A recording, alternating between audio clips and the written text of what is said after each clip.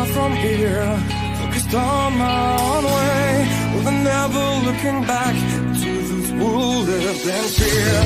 There was nothing I could do, there was nothing you said that could make me realize how much lucky I was. Just out of reach of the fire, was not aware of the nightmare, but when I stopped to see through sight, begging for help, begging for hope, just need to open my eyes now, to try to change them to sunshine, to be someone among others. I've got to try.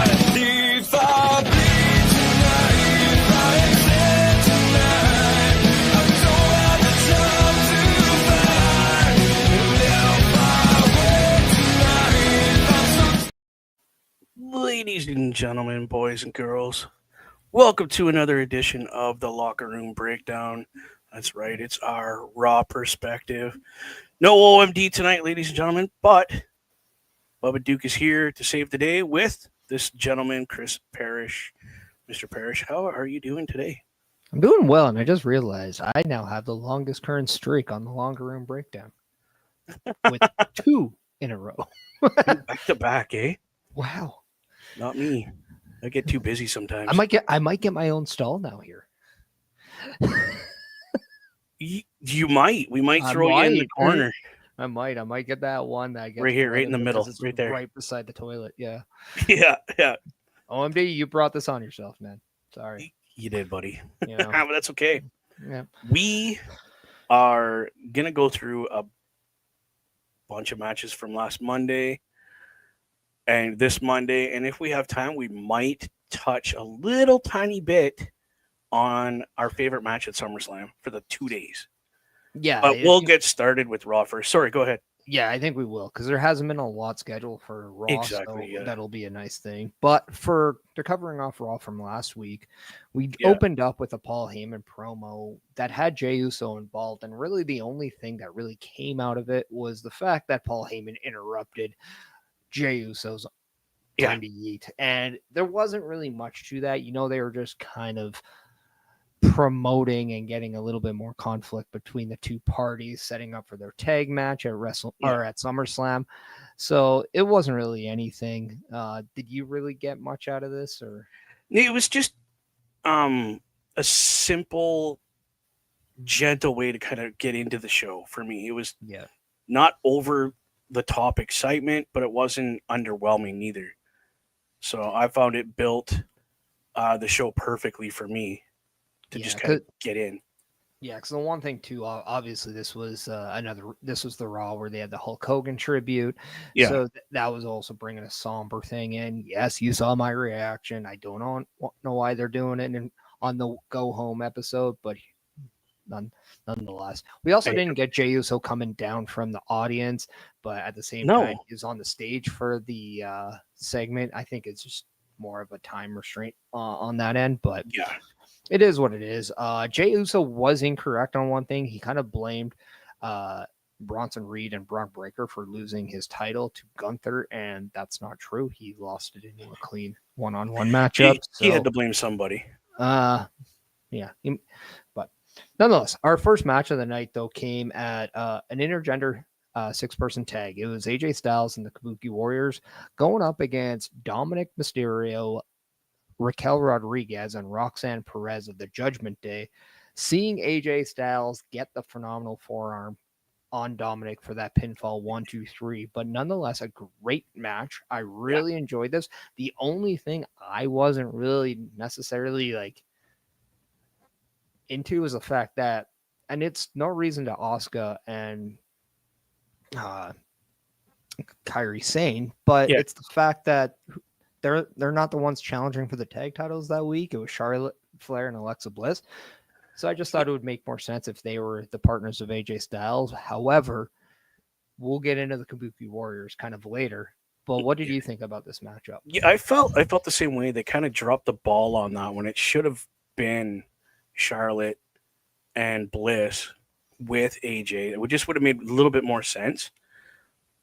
But all in all, it was a good match. It was I was on the edge of my seat thinking Dom was going to absolutely dominate AJ. But it was a very even fight, and I loved every minute of it, to be honest. Yeah, I really like the fact that AJ Styles understands that even though he's the veteran between the two in terms of the Mhm. in-ring, he definitely doesn't make you feel that Dominic Mysterio is a huge underdog in the ring. Like, he really Yeah. makes Dominic Mysterio more credible in ring, and I just think that's such a great thing. Um, and then, sorry, It's okay, dude. midstream. But then we ended up going to like a little backstage segment that really had kind of nothing, but it was just New Day and Grayson Waller, and the New Day ended up walking off of Grayson Waller when he started yapping too much. It was kind of just to show you that Grayson Waller and Sheamus were going to have a match. But before we get to the match, what do you think about the pairing of the New Day and Grayson Waller? It seems like they're the odd couple, kind of like Charlotte and Bliss. Alexa Bliss. They kind of they seem like the odd couple. Yeah. But I'm interested to see where it's going to go. Yeah. It's definitely too early to tell, and they've all, like, three of them, they kind of don't know when to shut up, so I feel like there's just three loud men. So the three wise men, three loud men. Three loud men, okay. But then we get to Sheamus and Grayson Waller, and really the match it is what it is. It wasn't anything huge. It's nice to see Grayson Waller on Raw. It's just because when he was with the team with Austin Theory, we weren't seeing a lot of them lately. By the way, that tag team seems to be done. It's done. Seems like he even said it was, Austin Theory does come back, it looks like we're gonna get babyface Austin Theory at some point, but we don't know when. But Sheamus does get the win on Grayson Waller, even though Rusev tried to get involved. Doesn't help. Sheamus is able to negate that. Yeah. Rusev then puts a after-match beatdown on Sheamus, and that ends up kind of creating the only match that is scheduled for Raw. But your thoughts on just Sheamus versus Grayson Waller and the fact that Rusev gets involved? Holy, yeah. The match itself wasn't all that bad. Could have done without it, but it didn't hurt Raw, and it didn't, as far as I'm concerned, it didn't make it any better. But again, it's just showing how much of a presence Sheamus is right now. Mm-hmm. Grayson Waller didn't look bad. He didn't look bad at all. He put up a fight, but in the end, it didn't amount to anything for him because Sheamus is just that dominant. As far as Rusev coming in, I love this feud. It was one of those feuds that I didn't realize I needed until it was in front of me. Yeah. And happening. Because I forgot how good Rusev really is. In his time at that other company, I only caught the beginning of his time there. And then I couldn't watch the product anymore, and I forgot about him. Yeah. So seeing that it's going to be this is round 3 tonight with these two gentlemen? Yeah, and we'll get to that when we get to the preview part. Can't wait. But yeah. And this takes us to a Lyra Becky Lynch segment, obviously to kind of get into their no DQ, no count out match for the Intercontinental Championship. Yes. We already know that if Becky Lynch beats Lyra Valkyria, Lyra cannot challenge Becky anymore as she's champion for that title. Okay. We ended up getting Becky retreating after being beaten down by a kendo stick from Lyra Valkyria. And then that's kind of what it was. Doesn't really, I think it just passes another week. I think that was just a safe thing to do. Add a little bit more implication that, hey, this is going to be physical. They're going to use the weapons. What did you take out of this as we go? It was for me. It was good. It got me that much more interested in this storyline because if, like you said, if Lyra loses and Becky Lynch is holding that title, she cannot challenge for that title in any way, shape, or form, which to me is a big thing to put on a contract. Like what if Becky Lynch holds this title for like say another year? Yeah. You know, like what's Lyra gonna do? She can go after the U.S. title, I guess, or the heavyweight title for the girls. Like, I mean, I don't know if I could put that on a contract, but that being said, I felt that Lyra could do it. Mhm. I thought she could win that title back. This also takes us directly to a Karrion Kross segment where he then kind of gets involved and kind of like talks about adding the stipulation where he wants Sami Zayn that if he wins his match at SummerSlam to admit that Kross was telling the truth. Okay. And if Sami leaves, he'll leave him alone. Just to kind of get you a little bit more into their match, because let's face it, at SummerSlam, there was only 3 out of the 12 matches that didn't have a championship, and one of them had Roman Reigns in it. The other one had Jelly Roll, Drew McIntyre, Randy Orton in it. So this was the other. This was the third other one, and it needed something for you to kind of be go invested. Up. I didn't hate it, but just in a quick line, what did you think? Great match. Great. It wasn't a match; it was just a promo. Or the promo, the promo. I'm saying, I meant sorry. It was good though, because Karrion Kross is great on the mic. Yeah, he brings you into the story. He does. This is why everybody's chanting, "We want Kross. We want Kross." Exactly. Right? We're going to get him more. I mean, people, he was on one of the biggest PLEs. I think we're going to get more Karrion Kross. Yeah. Next up, we had an 8-woman tag match that features Stephanie McGuire, Nikki Bella, Io Sky, and Rhea Ripley as they took on Naomi, the women's world champion, Secret Harvest, and Alba Fire and Piper Niven, as well as your favorite, my favorite, Chelsea Green. I thought this match was pretty sweet. It featured a lot of the girls. We know that the main focus here was Naomi, Io, and Rhea as they're going into a triple threat, but we can't forget Stephanie McGuire, who takes on the winner of that match at Clash in Paris as she won the Battle Royal back in Evolution. Stephanie does get the pinfall on Chelsea Green, which was a little surprising, but your thoughts on just this match, the fact that all the kind of attention was on the 3 women, and we really saw more attention given to Stephanie McGuire. Your thoughts on this? Yeah. Match, stellar. Would not change a thing about the match. The women, once again, stepped it up. Took that match from here and put it up here and made it there. Stephanie, since her debut, has been not quickly pushed. Like here, she's been working every match like it's the last one she could probably have, and she's got to do it perfectly. Not perfectly, but to the best of her ability, and just keep plugging away to get to the top of the hill. And how could you not? The woman is amazing in the ring. Amazing. Yeah. There's a reason why Booker T got excited, and it had a lot more to do with just the Devil's Kiss move that she did execute in this match. But yeah, the fact that she just keeps climbing that ladder of impressive. And now she's right up there. She's in a championship match, Clash in Paris. It's just, it's the next show now. So if we get her tonight, just listen to the pop that she gets now when her music hits. Yeah. It's been slowly getting louder and louder. So good for her. Awesome. And this takes us to our tag team championship match. We saw the LWO, Cruz del Toro and Joaquin Wilde take on the Judgment Day's Finn Balor and JD McDonough as they went on this tag team match. And guess what?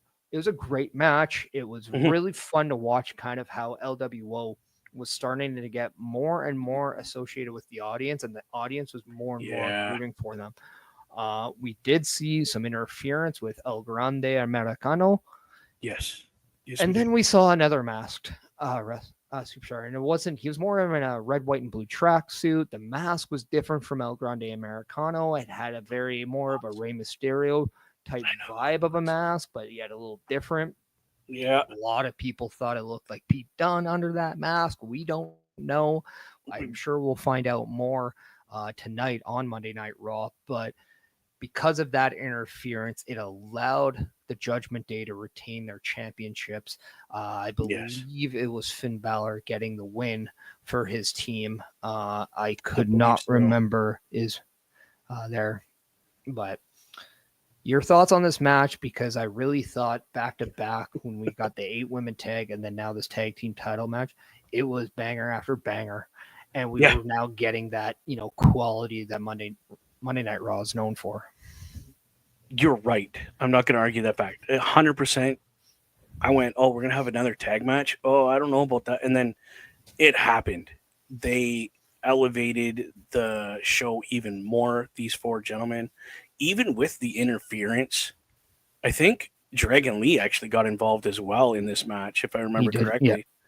And then that masked guy came out from the other side of the ring and interfered. And then Finn Balor got a surprising pin. I honestly thought Judgment Day was going to lose this match. I'm not going to lie. I thought LWO had them. Yeah, but I'm not upset about it because we know what those boys went and did in AAA. But I loved the match. Yeah. I can't wait to see more of this feud between these 4 gentlemen and the belts possibly changing hands and LWO finally getting some kind of gold in WWE. It'd be nice. Yeah, and what I also like about this is we're starting to see some depth in the tag team division. We know that the New Day is still grieving over their tag team loss. We haven't seen the War Raiders as of late, but we know both men are competing at Bloodsport. We also know that New Catch Republic is slowly coming back, and they are assigned to Raw. And then all of a sudden we have the champs, Judgment Day. We also have the LWO. We also have the Creed brothers. And now it looks like we could be seeing El Grande Americano and whoever this mask. Sure. Right. That very well could form a completely new team, just like we see on SmackDown with Rey Fenix and Andrade. So it's going to be very intriguing to see kind of what this is. Also, I want to post this to you. Okay. Do you remember the first 3 opponents Penta faced on Monday Night Raw? If you don't, just say no, because I'll give it to you right away. Honestly, I can't remember. All right. Chad Gable. Okay. Pete Dunne. Ludwig Kaiser. Chad Gable was the first person he thought was El Grande Americano. Ludwig Kaiser is the next one. And now the speculation is Pete Dunne is under this mask. Under the other mask. Maybe, just maybe. El Grande Americano, it's all your fault, Penta. Maybe, just maybe. You know what? As Penta, zero amaro. He don't care. He got no fear. But nonetheless, that's what we had. And then we get into the CM Punk Gunther segment. And this is kind of a recap from the one last week where we saw Gunther seem to get CM Punk a little flabbergasted, a little short for words. We have CM Punk come out saying he wasn't short for words. He just didn't know what he needed to say next. He said he's never been someone to not have something to say. And he does exactly what Gunther does. What Gunther did to Punk last week? It's exactly what Punk does to Gunther this time. Even doing one of those, covering his microphone and not letting him speak and just getting in the head. It almost seems like he was testing Gunther on the promo aspect, and he was still giving his dues, his respect to Gunther, but he said, you're gonna have to kill me to beat me. And they're just one of those ways CM Punk is making you just so much intrigued about this matchup with just his voice. Your thoughts on this promo before we get into the main event? Yeah, brilliant. Number one, brilliant. These two guys, Gunther has really stepped his game up on that mic, like tenfold. The guy can talk on the mic now. And we already know CM Punk is a wizard when it comes to that stick. Like, you could give him poop on bread and he'd make you want to eat that poop on bread. He would. Yep. because he's just good with words. After this little segment that they had, I was invested 100% in the match. 100%. Yeah. Yeah. It was a good promo. You can't beat that. You can't. Yeah. And then we get to the main event of the match. It's Yes. main event Jey Uso going up against Big Bronson Reed. And this match gave you exactly what you wanted, a little taste and preview to what you can expect at SummerSlam in their tag match that also involved Roman Reigns and Braun Breaker. Yeah. You know both men are going to come down. You know they're going to get involved. You know some chaos. A good old-fashioned brouhaha is going to ensue. And that's exactly what it did. As Braun Breaker came in, causes disqualification. And as they tried to get that post-match beat down, all of a sudden, our tribal chief comes down and he acknowledges that his foot must go through their ass, and it's on. Yep. But to no avail, though, as the team of Bronson and Braun Breaker, they not only had an answer, but they had a statement, and they made that statement very well. Even Braun Breaker putting both Jey and Roman through the guardrail with one spear. Yep. And then just to add a little bit of insult to injury, Bronson Reed removes the shoes from Roman Reigns and takes them. And if Roman Reigns has his, what does he call it on his neck? The Ula Fala. Ula Fala. Well, now Bronson Reed has the Shula Fala. That killed me when I heard that. The first time I heard that, I was like, really? And then that's what we had. I'll get your opinion, but that's what we had for Raw last week. Again, the statement was before from a Hall of Famer, if you're not last, you want to be first. This was the perfect example of being last and putting it all out there. Mm-hmm. This, not only the match, but the shenanigans that happened after the match just made you that much more invested in seeing where this could go, especially with the childhood schoolyard. I'm taking his shoes. Yeah. Like, of all things, a shoe? Okay. Who steals a shoe? Honestly. Who steals shoes nowadays? Dude, order them off the internet. You can get the same ones. You know what I mean? But like, it's a statement. Yeah, but game worn is always better. Part of you. Game worn is always better. Right. But yeah, that's what it was good. for that. That's what your Monday Night Raw was for the last one in July. Your go home to SummerSlam. So before we preview Raw, let me show you a couple videos to preview what Turnbuckle Studios has coming up this week. Turnbuckle Studios and the Turnbuckle Affiliation Program bring you the week of streams. Monday nights you get the Locker Room Breakdown at 7 p.m. Eastern, followed by the Raw Patrol at 8 p.m. Eastern. Tuesday brings you the flagship show, Turnbuckle Talk, at 8:05 p.m. Eastern. Wednesday we play games with the PlayStation Showcase at 8 p.m. Eastern. Thursday we go TNA when we brace for Impact at 7:55 p.m. Eastern. Friday we secure all details as we answer the call for the SmackDown security detail at 8 p.m. Eastern. The weekend brings you Saturday Night Gaming at 8 p.m. Eastern.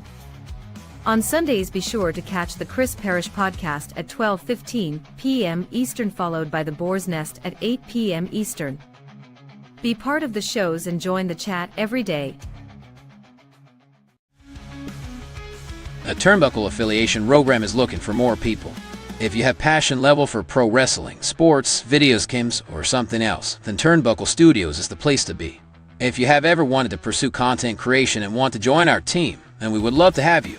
Check out turnbucklestudios.org or contact us by email today, because your future is now, and we want you to tap in.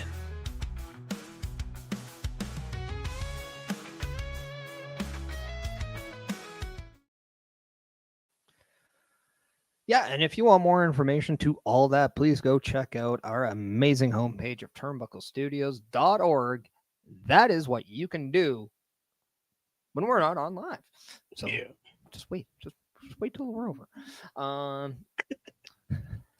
that'll take us to Raw today. And right now, we don't have a lot to go on. I Yeah. tried searching, and I haven't seen much more. We do have one match to note, and that is the match that we did talk about, and that is Rusev versus Sheamus, Part 3. It seems like this could be the blow-off match to their feud. They're tied 1 apiece. Your thoughts as we head into the 3rd chapter of Sheamus and Rusev? Yeah, it's going to be a banger.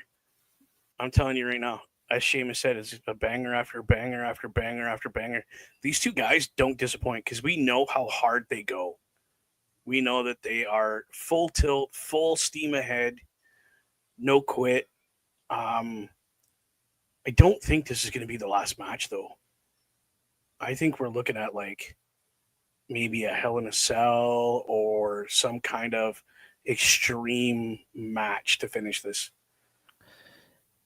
I only am on that page if we don't get a flat out winner. Yeah, I don't think we are.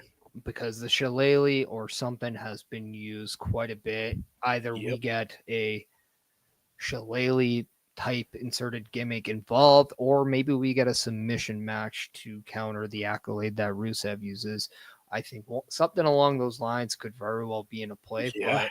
But if we get like maybe a double disqualification or something along that line, or just a referee throws it out, then I can go that route. And maybe this could be a great clash in Paris, as you have an Irishman and a Bulgarian clashing in France. Why not? Wow, that could work.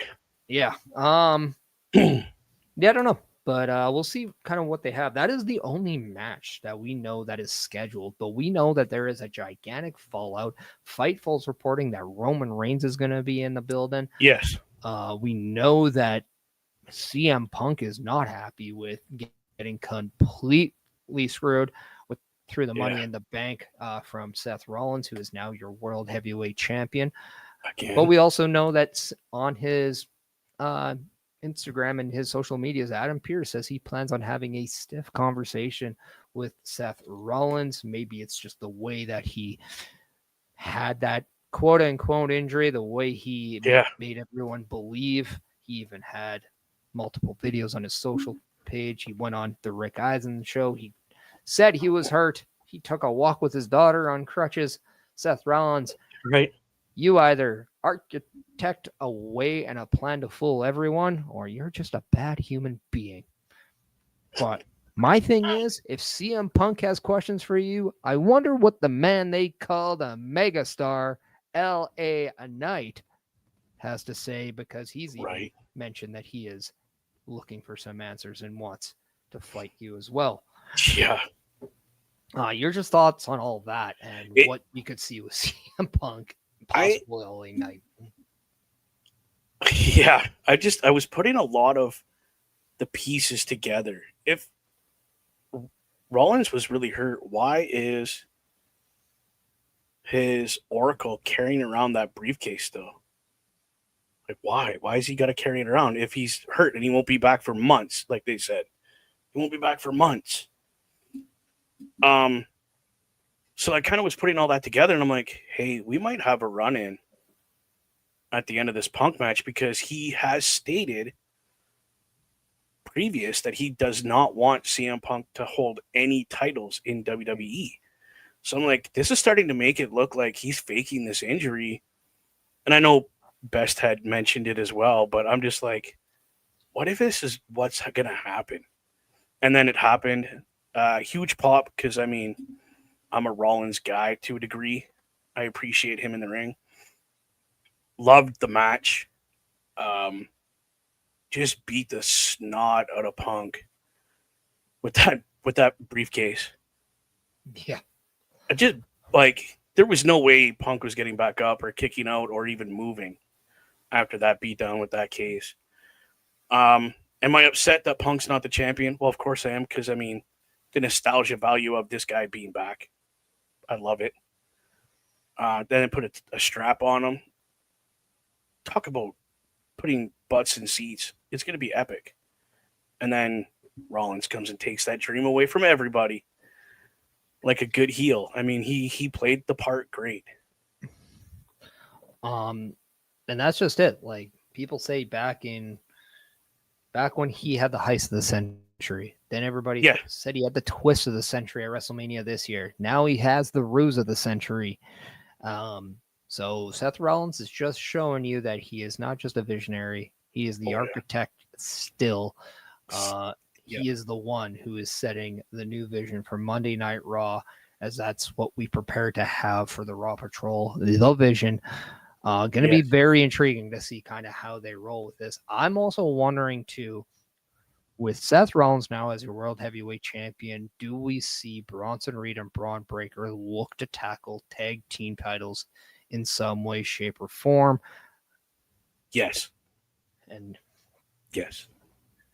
And if that's the case, maybe, just maybe, we get a good old-fashioned huge tag team title match on Raw, or coming up on a PLE. I don't know. Who knows? Clash in Paris, maybe. But then we also have Becky Lynch. We have Bayley. We have Lyra Valkyria. Valkyria no longer able to challenge Becky Lynch for that Intercontinental Championship with her loss, but it didn't come clean. Bayley did get involved. Yes, she came in with the intentions of not having Lyra be hit with that it was a chain. The crowbar. Oh, it was a crowbar first, yeah. The crowbar, and then she was the one who accidentally hits Lyra with that chain that was intended for Becky Lynch, costing Lyra the match. So it's going to be very intriguing to see if Lyra's pissed off at the situation, if she's pissed off really, if it's both. But what we know is Lyra Valkyria is in the rear view for Becky Lynch as long as she's Intercontinental Champion. Yep. So I wonder if Bayley uses this as a way to try to take title, try to tell Lyra, help me get the title. You can have the first shot. Something along those lines. I don't know. Your thoughts on this whole love triangle that is over the Intercontinental Championship? Right. It is chaotic, bro. I do see Bayley trying to say, hey, listen, if I get that title, you'll get the first shot, to turn Lyra's attention away from her because of what happened. Or Lyra just says, no, I'm just going to beat you down and you're not even going to get a title shot now because I'm going to put you on the shelf or some silly thing, you know? Yeah. And Becky, if I was her, I'd just be sitting back laughing and, poking that bear Lyra, going, hey, she's the one that cost you this title ever again while I'm holding it. Just keep poking that and keep her attention away from you and keep Bayley away from you, because then they're busy, and you laugh it up and keep your title for another 6 months, like however long. Yeah. Like, it's just, that's what I'd be doing if I was. Well, and let's also throw this out there. Those might not be the only women looking for that Intercontinental Championship. Asuka, Kairi Sane, maybe Ivy Nile, maybe other women on Raw like a Natty or Maxine I would love to see Natty. Everyone, Stephanie Mercury, a little busy with the championship opportunity there, but what about Rhea Ripley, who keeps just keeps not getting the job done for that championship? Does she look at Becky instead? Who knows? It's going to be absolutely chaotic in that women's division. And I'm all here for it. Well, staying with this, Naomi retains her title. Yes. What's next with her? She won it by pinning Rhea Ripley. We know Stephanie Valkyria is next. Do we see maybe Io and Rhea have that number one contenders match, and maybe that's where we see Rhea finally get that win over Io? Ooh. Getting that Rhea has not been this guy. And we thought that was going to happen last night, and then everything with that. But, dude, that would be, I mean, there's so many possibilities, so many phenomenal women that could go after any of these titles. Yeah. And I kind of want to use Rhea and Io to kind of shapeshift into the next topic here, we know Charlotte Flair and Alexa Bliss, new women's tag team champions. They're in the house and they could be looking at new challengers for their titles. Yep. I said this because we talked about Kabuki Warriors earlier. How about this as your number one contenders match? We have a fatal 4-way match to determine a number one contenders. I'm going to put Io and Rhea as a tag team going up against the Kabuki Warriors, going up against the Judgment Day's Raquel and Roxanne, going up against the Dungeon Dolls of Maxine Dupree and Natalia Neidhart. Don't ask me to pick. Don't. I'm not saying that's a match. That's my proposed match. I know, but don't ask me to pick. Because that's hard for me to go. Like, I want Io and Rhea to win, but I also want Natty to win a title. Like, that's so hard. I also kind of want to see Judgment Day get their rematch too. So they all have. Well, don't they have a auto, like, isn't there a rematch clause? Or that they don't do that no more, eh? I don't know. It always seems like whatever favors the booking at this point, but I'm not too sure. But it's one of those, they can use it if they want, but it's not really there. But two men though that have, a bone to pick if that is a thing, are the ones who held the World Heavyweight Championship on night one on Saturday, and that was the Ring General Gunther and CM Punk. CM Punk, we already talked about, is looking for Seth Rollins. But what about Gunther? Is he still looking for his rematch that he never got? Right. I mean, when you think about Roman Reigns, you're thinking about Gunther, you're thinking about Jey Uso, CM Punk, Seth Rollins. We also have the possibility of LA Knight going there. He's been showing up on Mondays. This whole scene over the championship can be absolutely chaotic, and I'm here for it. Yeah. But as of right now, that's all we have scheduled for tonight's edition of Raw, which seems like it could very well be action-packed with a bunch of things going on. Adam Pearce already says he likes the chaos. So, Bubba, I'm going to play the Help Wanted ad one more time. We'll get into our favorite match at SummerSlam before we head out. So in about 30 seconds time, we'll talk our favorite moment of SummerSlam from both nights 1 and 2. A Turnbuckle Affiliation program is looking for more people. If you have passion level for pro wrestling, sports, video games, or something else, then Turnbuckle Studios is the place to be. If you have ever wanted to pursue content creation and want to join our team, then we would love to have you.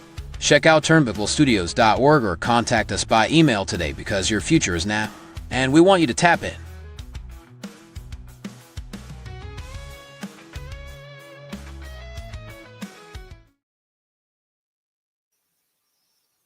Hey.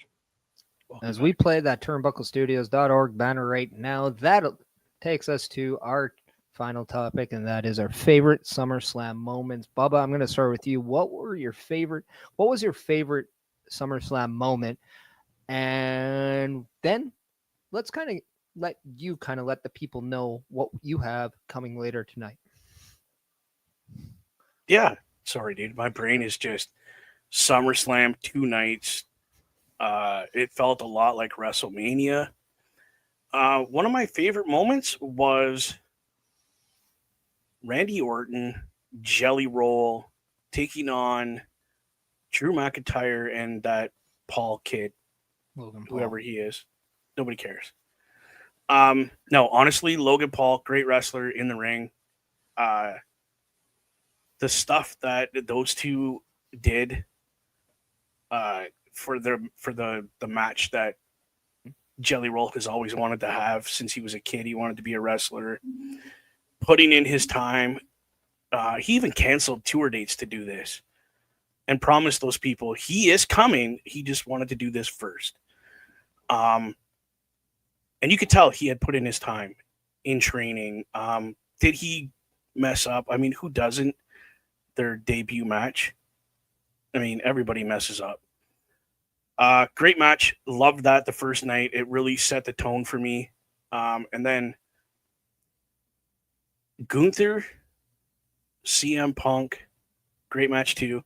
But the last match we had last night, John Cena coming out. I thought he was going to still play that heel and fool us all. And then he played the original John Cena that we all grew to love.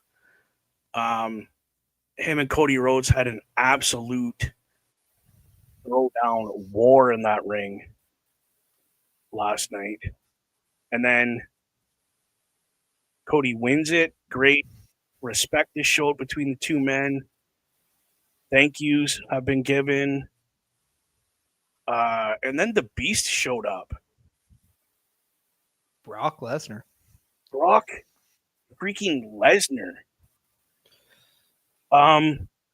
The whole world is in an outroar. We're not going to get into the outroar, but we're just going to call it as we see it. I don't think anybody expected Brock Lesnar to show up. No, nobody. It wasn't even anywhere close to being on what little card I had last night for this show. I want to see what he does tonight, if he does anything tonight. Yeah. What about you, buddy? Well, as of right now, I can tell you that John Cena is not scheduled for tonight. Brock Lesnar did come to beat up John Cena. So I don't think that's going to be tonight. If anything, we could see that on Friday on SmackDown. Okay. I'm going to go with a twofold. One, I thought Becky Lynch versus Lyra Valkyria, absolute chef's kiss when it comes to that. The inclusion of Bayley was phenomenal. And to have Bayley be the reason why Lyra cannot have another shot at this just really opens up so much in this story. And I'm really curious to see kind of where this goes. But if you really want to get like what I thought was just such a great moment, look no further than Naomi's entrance and having her dad play guitar during her entrance. Just what a feel-good moment that was, having Naomi come into the biggest SummerSlam of all time as of today, and her father is playing guitar as she's walking down and proceeding with caution as she retained her Women's World Heavyweight Championship. I thought that was fantastic. I thought that women's match was fantastic. Also, I'm going to say this, the women's tag match really blew my expectations out. I thought Charlotte and Alexa were fantastic, and I really thought Raquel and Roxanne were great in defeat. So I'm very much looking forward to what the women do tonight on Monday Night Raw, where you can catch the Raw Patrol, A New Vision, or A Vision. You can check that out right after we go on all the Turnbuckle Studios streams as well, on the links on their Facebook, their YouTube, and on the Twitch. That is where we're going to go. But as we close off the Locker Room Breakdown, our Raw perspective, Bubba. Yeah, buddy. You know the drill of how to take this. I literally, people, I'm not going to use Carl's words. I'm going to use mine. If you have a mental health issue, please get help. In Canada and the US, on your phone, dial 988, and they will get you help within your area. The world is a better place with you in it. From Mr. Parrish and myself, we love yous. Peace out. See you in 10 minutes. If I bleed tonight, if I